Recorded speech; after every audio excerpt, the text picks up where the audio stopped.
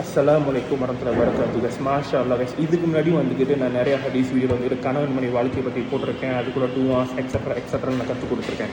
இன்றைக்கி இந்த ஹதீஸ் வீடியோ எது பார்த்தீங்கன்னா, அதாவது வந்துக்கிட்டு ஒரு கணவன் மனைவி வாழ்க்கைக்குள்ள வந்து ஒரு தேர்ட் பர்சன் வந்து எனக்குமே ஒரு காரணமாக இருக்கக்கூடாது. ஆனால் ஆக்சுவலி அதுதான் காரணமாக இருக்கிறாங்க. ஆனால் முடிஞ்ச அளவுக்கு இவங்க அவங்க தவிர்த்துடணும். இல்லாட்டி அது எவ்வளோ பெரிய பாதிப்பை உண்டடையும். அதே மாதிரி வந்துட்டு அல்லாஹ் சுப்ஹானஹு வ தஆலா எவ்வளோ வெறுக்கிறான்றதை பற்றி இன்றைக்கி இந்த ஹதீஸ் வீடியோ, அதாவது அல்லாஹ் சுப்ஹானஹு வ தஆலா சூரா அன்-நிசா சாப்டர் நம்பர் 4 வெர்ஸ் நம்பர் 35 சொல்கிறான், ஒரு பிரச்சனை உண்டாகுது, ஒரு கணவன் மனைவிக்குள்ளே இல்லை ஒரு குடும்பத்தில் ஒரு பிரச்சனை உண்டாகுதுன்னா அதை அவங்களே பேசி தீர்த்து கொடுக்கணும்.